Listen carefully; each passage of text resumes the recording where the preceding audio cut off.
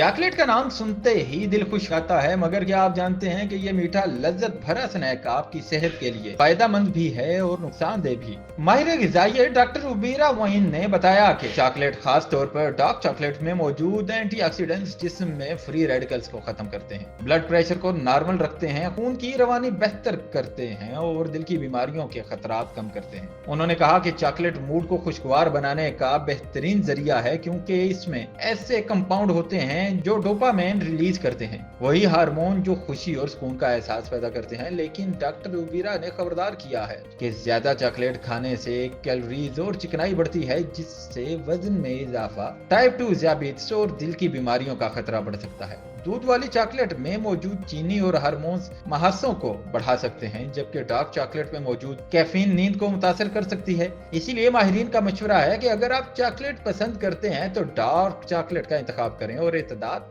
बरकरार रखें, क्योंकि जब खुशी हद से बढ़ जाए तो सेहत कमजोर पड़ सकती है। चॉकलेट जिंदगी में मिठास जरूर बढ़ाती है, मगर ज्यादा मीठा सेहत के लिए कड़वा भी साबित हो सकता है।